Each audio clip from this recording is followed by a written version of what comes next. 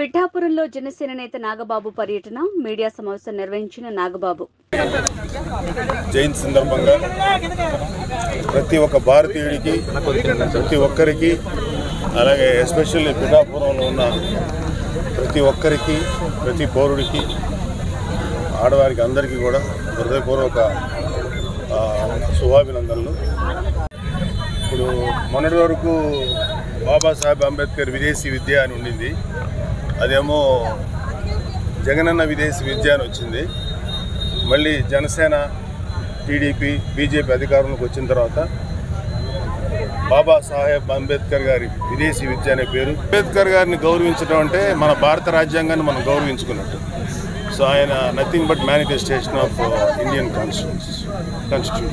So మన భారత రాజ్యాంగాన్ని మనం గౌరవించుకుంటే అంబేద్కర్ గారిని గౌరవించినట్టు, అలాగే అంబేద్కర్ గారిని గౌరవించుకుంటే మన భారత రాజ్యాంగాన్ని గౌరవించుకుంటాం. అంబేద్కర్ గారు అందరివాడు, భారతదేశ ముద్దుబిడ్డ. ఆయన ఆశయాలు అనుగుణంగా మరి రాబోయే భావితరాలకి ఆయన యొక్క జీవిత చరిత్ర ఇవన్నీ కూడా ఒక మ్యూజియం పెట్టి మ్యూజియంలో ప్రతి ఒక్క భారత పౌరులందరికీ కూడా తెలియపరచాల్సిన అవసరం ప్రభుత్వాల మీద ఉంది.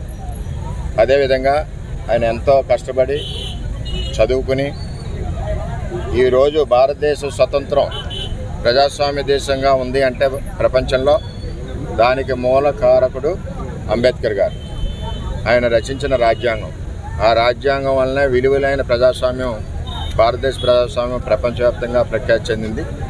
మరి అటువంటి మహనీయుడు జయంతి సందర్భంగా ఈరోజు అందరూ గౌరవించుకోవడం జరిగింది. మరి అదేవిధంగా పిఠాపురం నియోజకవర్గంలో కూడా చాలా చోట్ల జరుగుతూ ఉన్నాయి. కొద్దిట మేమందరం కూడా 2-3 విగ్రహాలకు వెళ్ళి వచ్చాం. ఏదేమైనా ఆయన ఆశయాలకు అనుగుణంగా అన్ని రాజకీయ పార్టీలు పనిచేయాలని చెప్పి కోరుకుంటున్నాం. ఈ 5 ఏళ్ల పాలనలో పెట్టిన చెత్త మరి పవన్ కళ్యాణ్ ఆదేశాల మేరకు పూర్తి పారత్వం ఇక నుంచి శుభ్రంగా ఉంటుంది 5 ఏళ్ళు కూడా. అది జై జనసేన, జై